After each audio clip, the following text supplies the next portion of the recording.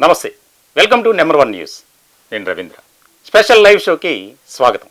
ఈ యొక్క టాపిక్ చాలా ముఖ్యమైనదిగా ఇప్పుడు మనం చూడాలి. వాస్తవానికి ఏదైతే అల్లూరి సీతారామరాజు జిల్లా జీ మాడుగులలో జరిగినటువంటి ఘటన ఒకటి అమానుష్యమైనదిగా మనం చూడాలి.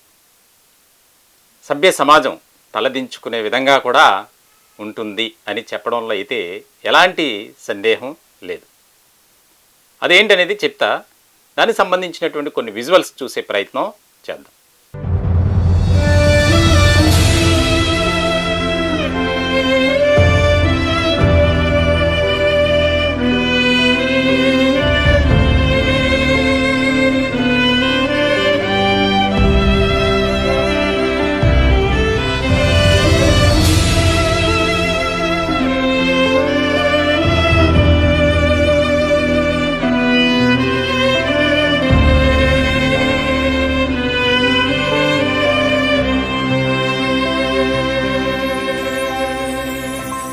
విజువల్ చూసిన తర్వాత దాదాపుగా మీకు ఒక క్లారిటీ అయితే వచ్చిందని నేను అనుకుంటున్నాను.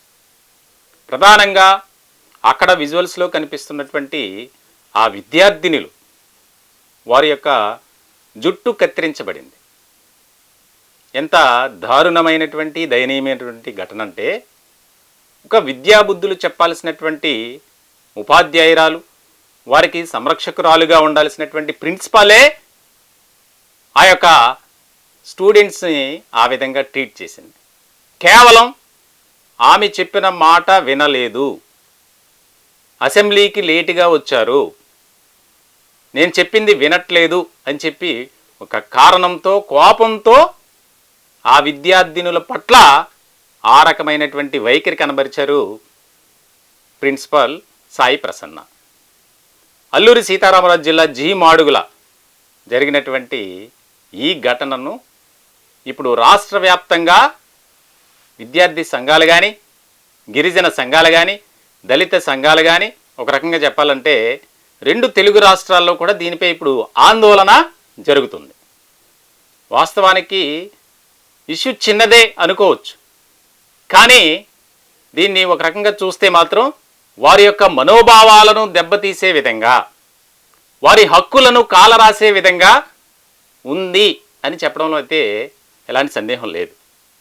ఎందుకనంటే చాలా ముఖ్యమైనటువంటి అంశంగా దీనిపై చర్చ జరుగుతుంది.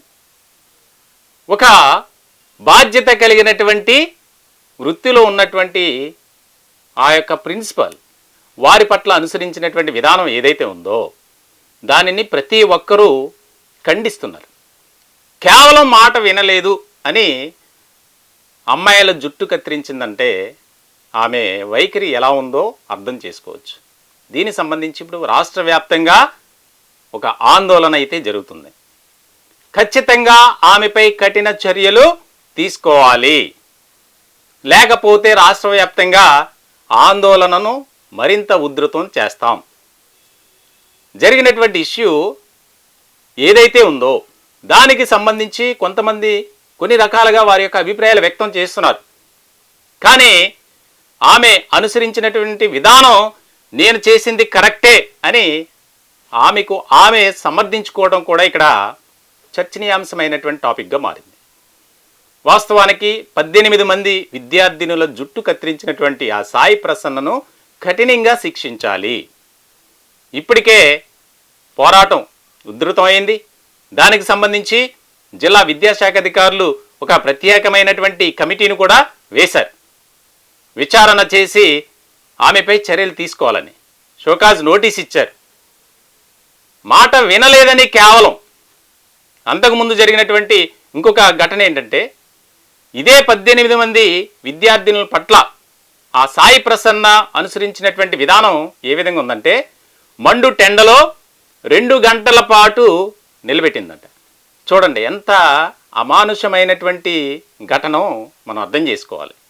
దీనికి సంబంధించి ఇప్పుడు సర్వత్రా విమర్శలు వెల్లువెత్తుతున్నాయి. ముఖ్యమైనటువంటి ఒక అంశంగా దీన్ని చూడాలి.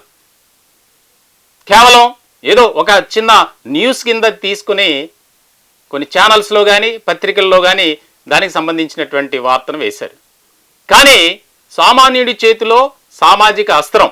ఒక బాధ్యత కలిగినటువంటి ఒక వృత్తిలో ఉన్నటువంటి మేము ఈ ఇష్యూని తీసుకోవడానికి ప్రధానమైనటువంటి కారణం ఏంటంటే, ఎవరైనా సరే ఆ విధంగా చేయకూడదు. ఎందుకంటే వారికి మనోభావాలు ఉంటాయి. 10th క్లాస్ పాస్ అయి ఒక రకమైనటువంటి కళాశాలలకు అలాగే పాఠశాలకు వెళ్ళేటువంటి విద్యార్థులు వారు, అది కూడా గిరిజన తెగకు సంబంధించినటువంటి వారు. అలాంటి వారి పట్ల ఆ యొక్క స్పెషల్ ఆఫీసర్ ఏ విధమైనటువంటి వైఖరిని కనబరిచారు అనేది ఇక్కడ మనం అర్థం చేసుకోవాలి. దీనికి సంబంధించి అయితే రాష్ట్ర వ్యాప్తంగా ఆందోళన చేస్తున్నారు. సాయి ప్రసన్నను కఠినంగా శిక్షించాలి, ఆమెను ఉద్యోగం నుంచి తొలగించాలి అనే డిమాండ్ అయితే ఎక్కువ అవుతుంది. దీనికి సంబంధించి కొంతమంది పేరెంట్స్ కూడా నెంబర్ 1 న్యూస్తో మాట్లాడారు. వారి అభిప్రాయాలు, ఇది చాలా దారుణమైనటువంటి అంశం, కఠిన చర్యలు తీసుకోవాలి, పిల్లల పట్ల ఆ రకమైనటువంటి ప్రవర్తన కలిగి ఉన్నటువంటి ఆ మేడంపై చర్యలు తీసుకోవాల్సిందని కొంతమంది మాట్లాడారు. వారి యొక్క అభిప్రాయాలు ఏంటో చూద్దాం. చాలా మంది పేరెంట్స్ వాళ్ళు రెక్కల ముక్కలు చేసుకొని కష్టపడి వాళ్ళ శక్తినంతా దారపోసి పిల్లల్ని దూర దూర ప్రాంతాలు మంచి చదువులు చదువుకుంటారని పంపిస్తున్నారు. వాళ్ళ ఆశలన్నీ పిల్లల మీద పెట్టుకొని వాళ్ళ భవిష్యత్తు తీర్చిదిద్దడం కోసమే ఎంతోమంది పేరెంట్స్ కష్టపడుతున్నారు.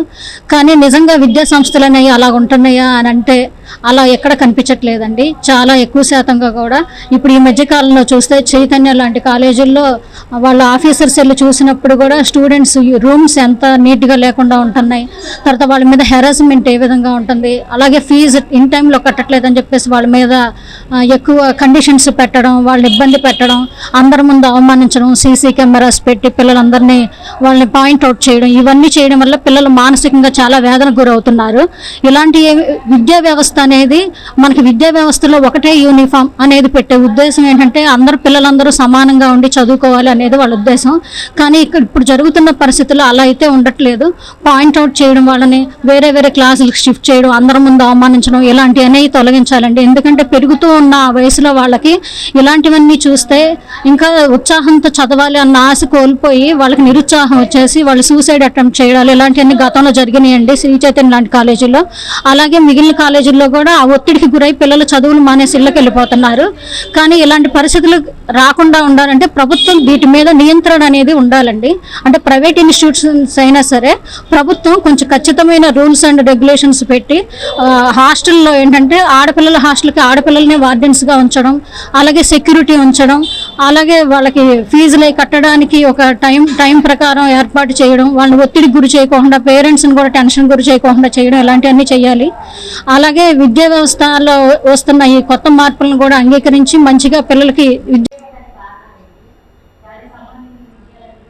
విద్యార్థులు విద్యాభ్యాసం చేసుకునేదానికి ఆర్థిక వెసులుబాట్లు కొన్ని సందర్భాల్లో ఉన్నా, కొన్ని సందర్భాల్లో లేకపోయిన సందర్భాల్లో ప్రైవేట్ హాస్టల్స్ని ప్రభుత్వ హాస్టల్స్ని ఆశ్రయించగా తప్పట్లా.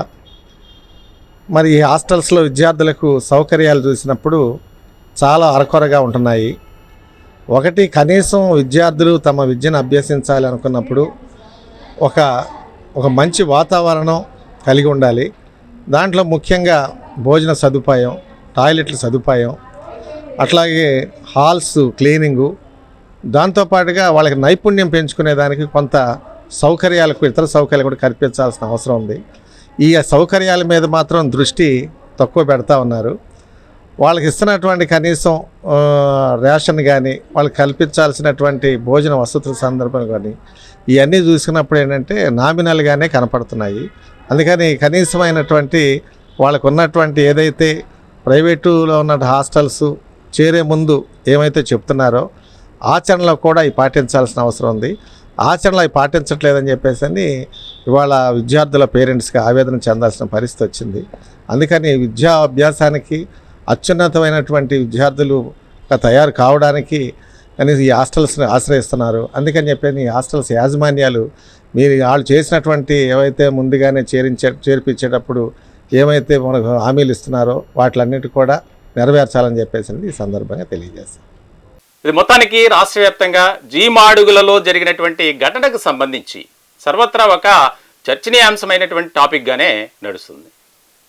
ఈ ఇష్యూ తెలుసుకున్నటువంటి ముఖ్యమంత్రి నారా చంద్రబాబు నాయుడు వెంటనే విచారణకు ఆదేశాలు జారీ చేశారు. విద్యాశాఖ మంత్రిగా ఉన్నటువంటి నారా లోకేష్ నోటీసు కూడా వచ్చింది. చాలా కీలకమైనటువంటి పరిణామంగా చూడాలి, ఆమె నుంచి వెంటనే నివేదిక తీసుకోండి, ఎందుకు ఇలా చేయాల్సి వచ్చిందో అని వెంటనే ఆదేశాలు జారీ చేశారు. మొత్తానికైతే ఆ యొక్క జీమాడుగుల ఏదైతే కస్తూర్బా గాంధీ బాలికా విద్యాలయం ఉందో దాంట్లో దాదాపుగా 43 మంది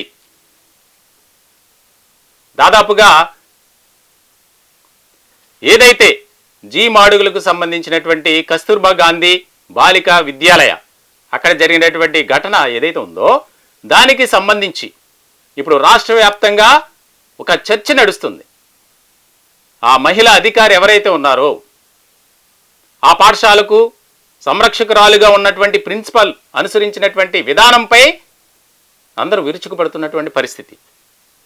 ఆమె చేసినటువంటి పనికి ప్రతి ఒక్కరూ ఆమెపై చర్యలు తీసుకోవాల్సిందే అనే డిమాండ్ అయితే ఎక్కువైంది. దీనికి సంబంధించి కొంతమంది విద్యార్థులు కూడా నెంబర్ 1 న్యూస్తో మాట్లాడారు.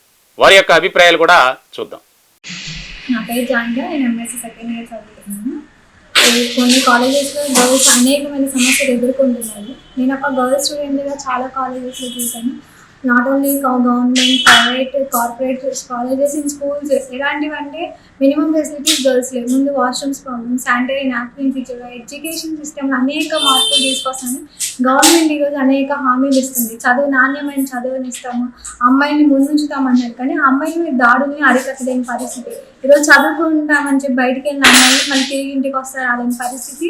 ఈరోజు మాకు హామీ ఇవ్వలేని పరిస్థితులు గవర్నమెంట్ ఉంది. కానీ బయట కాలేజెస్ ఏ విధంగా అంటే హాస్టల్స్లో, గవర్నమెంట్ హాస్టల్స్ ఏ విధంగా అంటే నాణ్యమైన ఫుడ్ లేదు, గవర్నమెంట్ స్కూల్స్లో నాణ్యమైన ఫుడ్ లేదు. మేము కాలేజెస్లో గవర్నమెంట్ హాస్టల్స్లో మేము ఫేస్ చేసిన ప్రాబ్లం ఏంటంటే శానిటరీ నాప్కిన్స్ బాగా, నెక్స్ట్ క్లీన్గా రూమ్స్ ఉండవు. ఒక రూమ్లో ఒక 10-20 మెంబర్స్ ఉంటారు. ప్రైవేట్ హాస్టల్స్ అయినా కాకి కాలేజ్లో చదువుతున్న నారాయణ చైతన్య లాంటి హాస్టల్స్లో కూడా అనేక మంది స్టూడెంట్స్ ఫేస్ చేసిన ప్రాబ్లమ్స్, పీరియడ్ ప్రాబ్లమ్స్ ఎంతమంది ఫేస్ చేస్తున్నారు. అదేమంటే వాళ్ళు బెదిరించడం, అమ్మాయిలు మేము ఎవరికైనా కంప్లైంట్ ఇస్తామంటే వాళ్ళు బెదిరించి రూమ్లో బంధించడం, వాళ్ళు నానా చిత్రహింసలు పెట్టినారు. అలాంటి అమ్మాయిలు చాలా మంది సూసైడ్ అటెంప్ట్ చేసుకునే పరిస్థితి. వాళ్ళు ఈరోజు ప్రెజర్కి లోన్ అవుతున్నారు, సూసైడ్ అటెంప్ట్స్ చేసుకున్నారని బయటకి ఎన్నో సిచ్యువేషన్స్ వస్తున్నాయి. కానీ గవర్నమెంట్ ఎవరు స్పందించిన పరిస్థితి.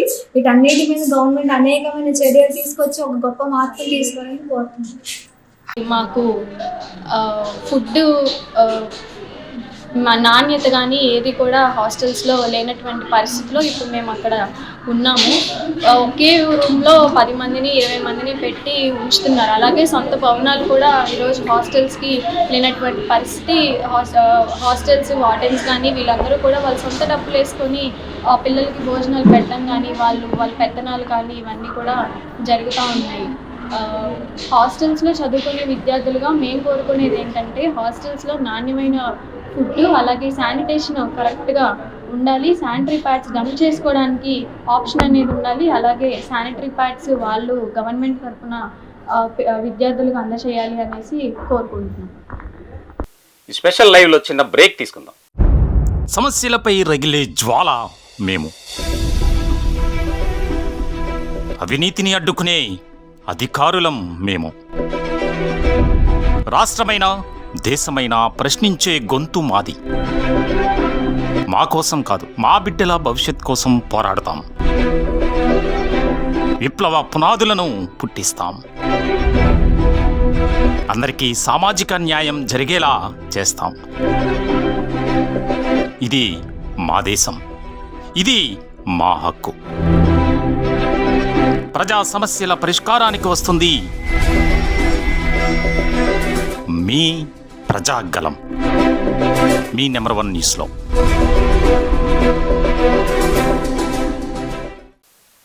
Welcome back.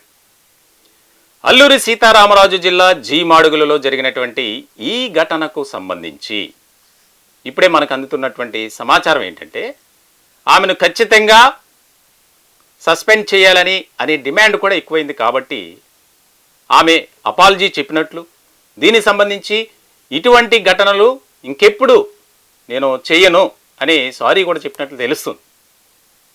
అయితే విద్యార్థి సంఘాలు కానీ విద్యార్థి తల్లిదండ్రులు ఎవరైతే ఉన్నారో వారు కూడా డిమాండ్ చేస్తున్నారు. ముఖ్యంగా ఈ ఘటనకు సంబంధించి అక్కడ జరిగినటువంటి ఏదైతే ప్రత్యక్ష విచారణ ఉందో, ఎవరైతే బాధిత విద్యార్థులు మరికొంతమంది విద్యార్థినులతో అక్కడికి వెళ్ళినటువంటి విద్యాశాఖ అధికారులు మాట్లాడారు, వారి అభిప్రాయాలు తెలుసుకునే ప్రయత్నం చేశారు. దానికి సంబంధించి ప్రతి ఒక్కరూ ఆవేదనతో ఒక మాట చెప్పారు. ఎవరికైనా ఉంటుంది కదండి, పిల్లలు అందులోనూ ఇప్పుడిప్పుడే 10th క్లాస్ అయ్యి కొంతమంది 10th క్లాసు ఇంటర్ అలా ఉన్నవారు, అలా చదువుకునేవారు ఉన్నారు.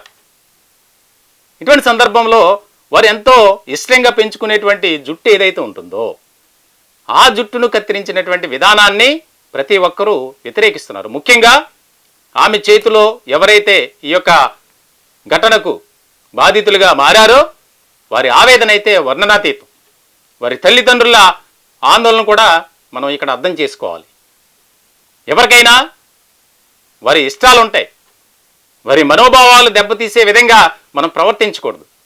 అందులోనూ ఒక రెస్పాన్సిబిలిటీ డ్యూటీలో ఉన్నటువంటి సాయి ప్రసన్న ఈ రకంగా వ్యవహరించడం కూడా విమర్శలకు దారితీసింది.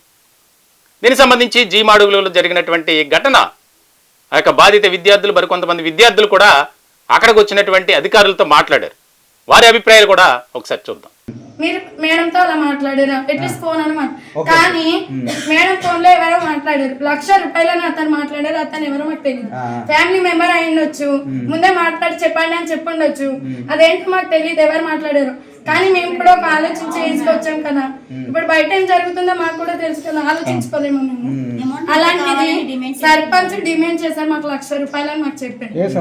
అమ్మ ఏ సర్పంచ్ అమ్మ?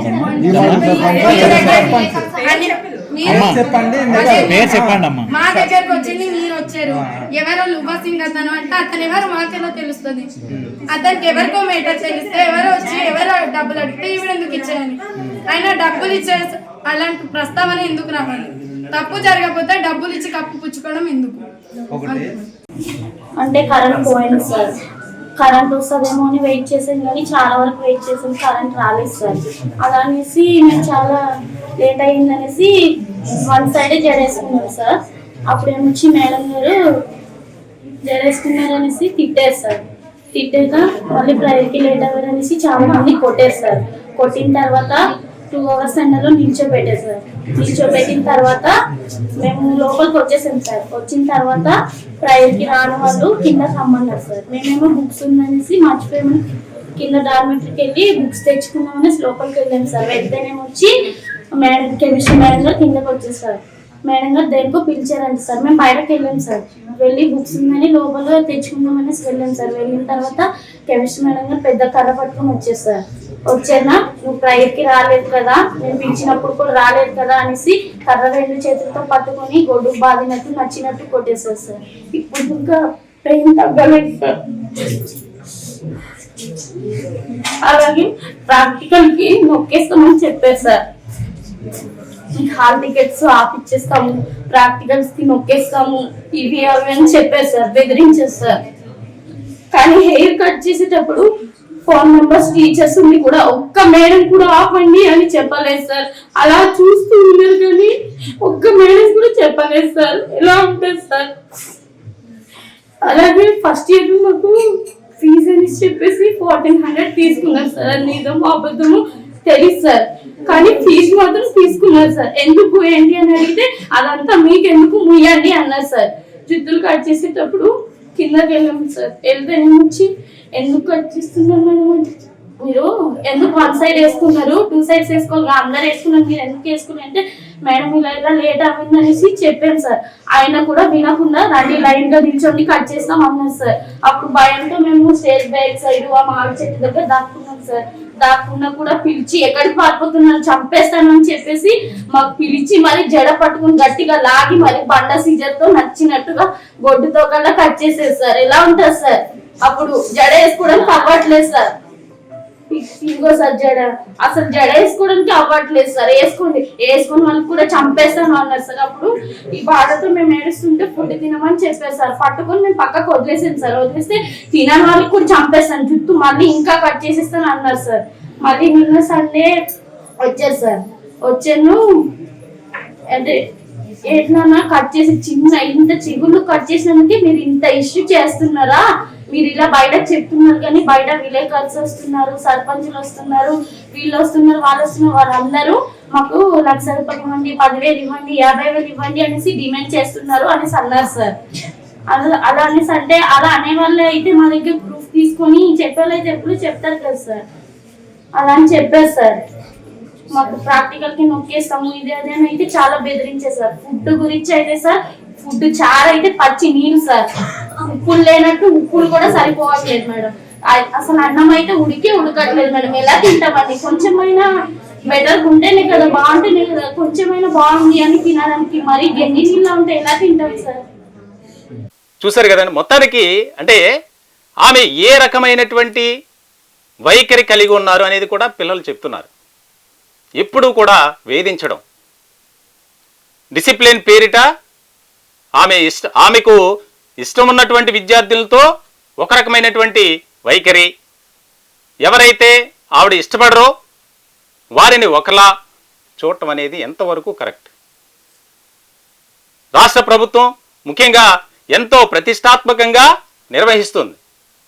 ఎవరైతే డ్రాప్ అవుట్స్ ఉంటారో, ఎవరైతే చదువులో వెనుకబాటు తనం కలిగి ఉంటారో, ఎవరైతే దారిద్ర్య రేఖకు దిగువనుంటారో వారి కోసం ఏర్పాటు చేసినటువంటి ఈ యొక్క కస్తూర్బా గాంధీ బాలికా విద్యాలయ దాదాపుగా మన రాష్ట్రంలో 43 ఉన్నాయి. ఈ 43 విద్యా సంస్థల్లో 9,000 మంది వరకు చదువుకుంటున్నారు. వారి పట్ల ఎలా ఉండాలి?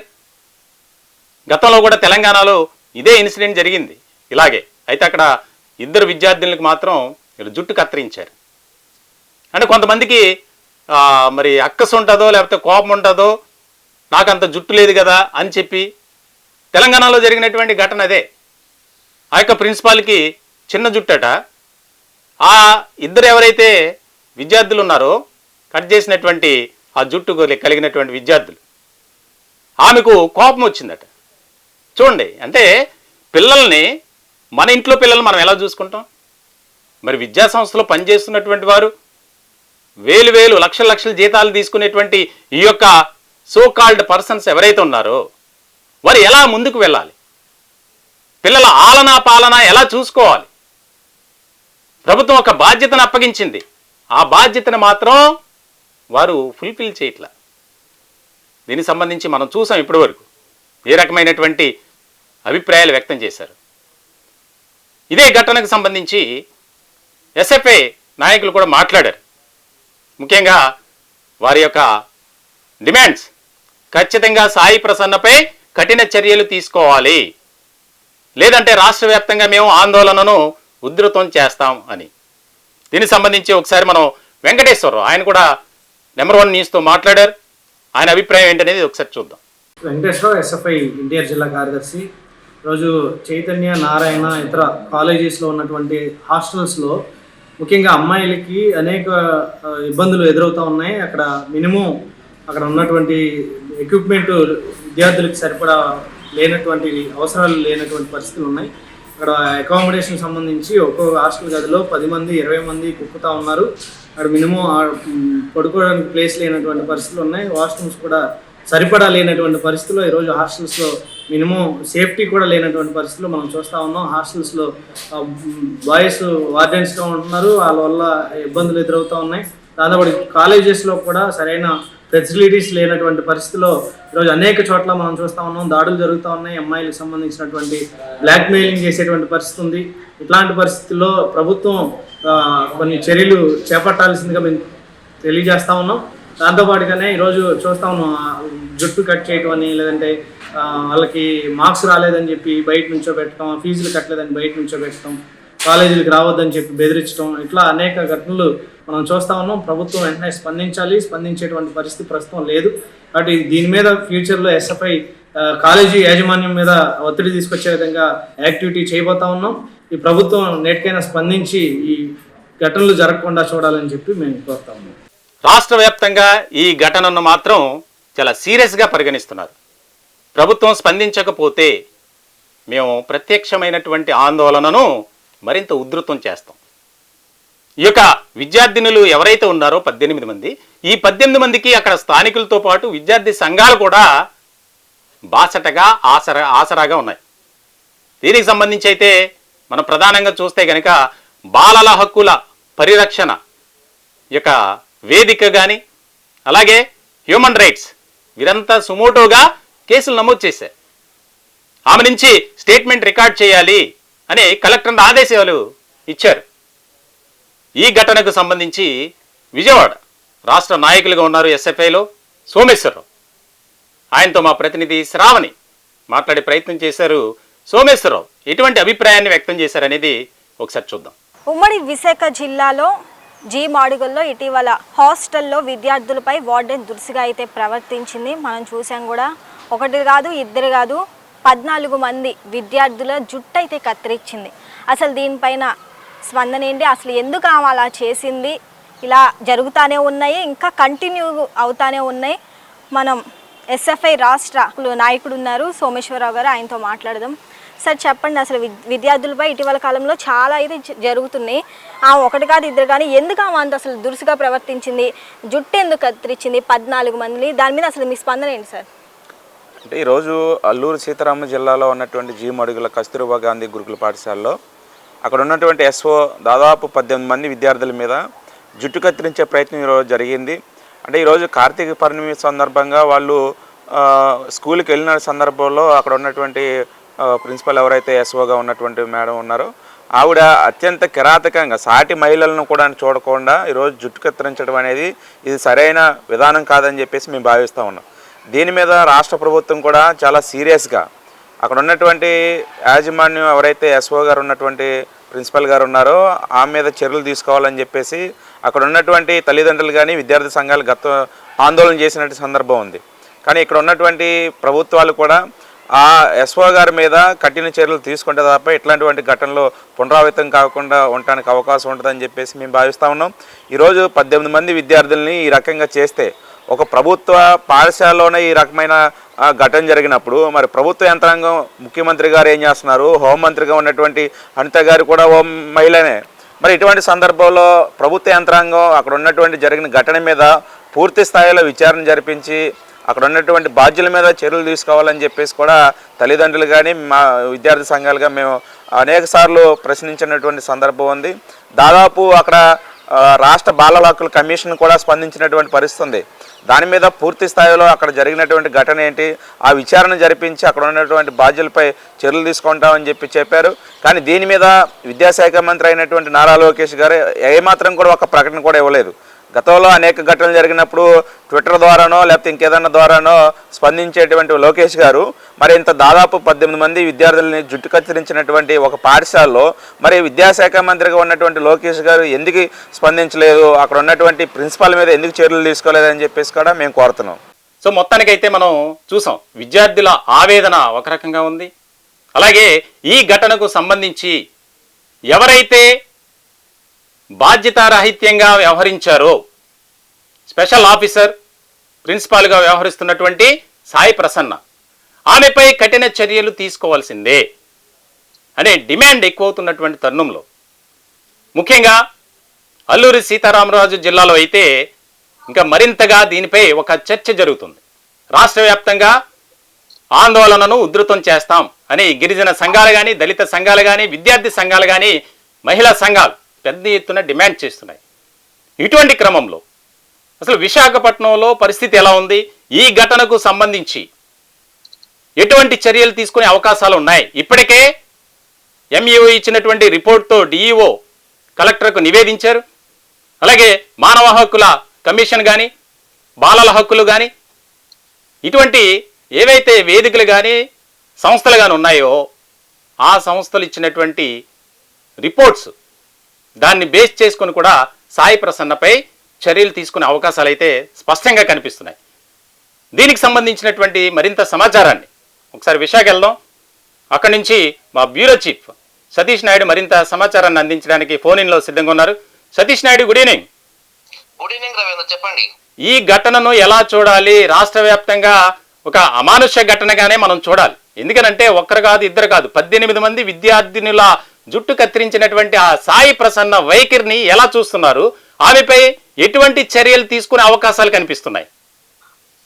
అయితే కస్తూరి గాంధీ బాలికల విద్యాలయంలో ఆ రోజు 18 మంది విద్యార్థినులు లేటుగా కావడం దానికి ప్రజ్ఞకి రాలేదనేసి, ప్రతిజ్ఞ టయానికి రాలేదనేసి వాళ్ళ మీద ఇటువంటి హేయనీయ చర్య తీసుకోవటం చాలా బాధాకరం అండి. ఎందుకంటే ఇవాళ రేపు మనం చూసుకుంటున్నాము, ఎవరిని కూడా పన్నిత మాట అనే పరిస్థితుల్లో ఇవాళ రేపు పిల్లలు ఎవరు కూడా లేరు. రోజు మనం చూసుకున్నట్లయితే మొబైల్ ఫోన్ ఇవ్వలేదు అన్న కారణంతో ఆత్మహత్య చేసుకున్న ఈ తరుణంలో ఇవన్నీ తెలిసి ఒక విద్యార్థులను ఎలా చూసుకోవాలనేది ఖచ్చితంగా చూడాలండి. వీళ్ళు డిఓ వీళ్ళు డిఎస్సిలో ట్రైనింగ్ అవుతున్నప్పుడు కూడా విద్యార్థులు ఎలా బిహేవ్ చేయాలి ఏంటని కూడా దాంట్లో ఒకటి ఉంటుంది. అటువంటిది ఈ పిల్లలకి ఆ జడలు కత్తిరించడం అంటే అది ఎంత అదొక ఎటువంటి చర్యలను అని అనుకోవాలి కూడా చాలా తల్లిదండ్రులు కూడాను అసలు ఏంటి ఈ విధంగా ఇలా బిహేవ్ చేయడం ఏంటి, ఏంటి పైశాచిక చర్యలు ఏంటి, పైశాచిక ఆనందం పొందుతున్నారా ఈ విధంగా కూడా వాళ్ళు కూడా చాలా కోపడటం జరుగుతుంది రవీంద్ర. అయితే దీని మీద బాలల హక్కులు కమిషనర్ కానివ్వండి, డిఓగా అందరు కూడాను వీళ్ళ మీద కఠిన చర్యలు తీసుకోవాలని, ఎస్ఎఫ్ఐ తీసుకోవాలని, స్టూడెంట్ యూనియన్ కానీ అందరు కూడా వీళ్ళ మీద కఠిన చర్యలు తీసుకోవాలి. ఏంటి ఏమైనా చర్య ఏంటి, పిల్లలకి విద్యా పాఠాలు నేర్పవలసిన ఒక మంచి ఉపాధ్యాయ వృత్తిలో ఉండి ఇలాంటి చర్యలు తీసుకుంటారా?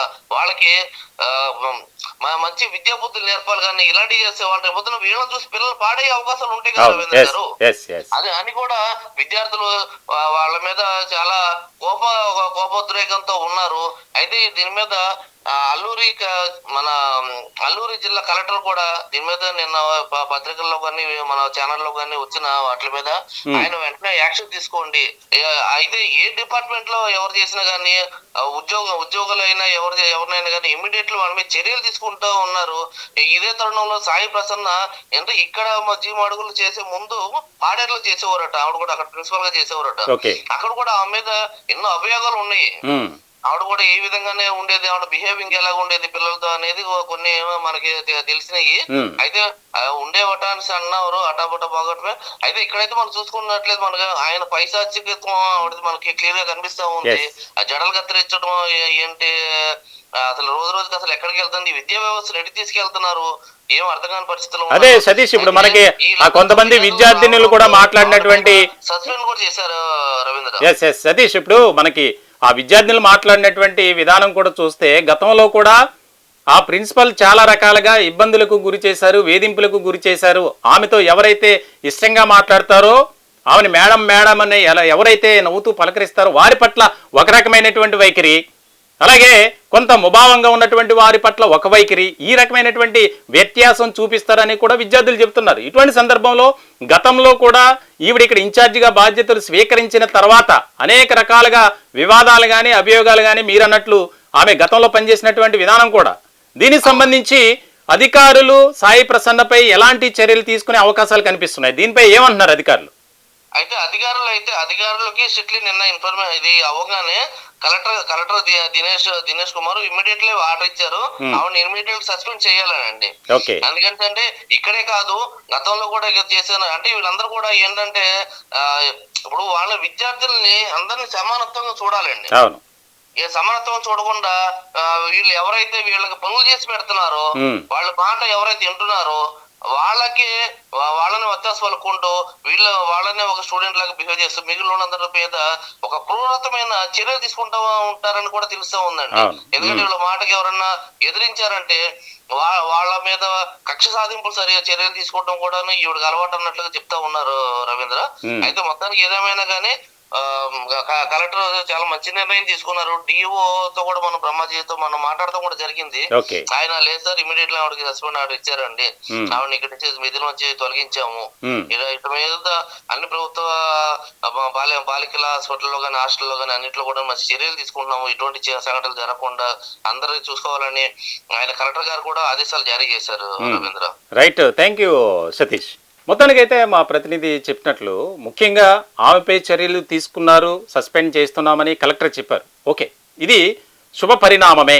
కానీ ఇక్కడి నుంచి మరో చోటకి మళ్ళీ పోస్టింగ్ తెచ్చుకుంటారు.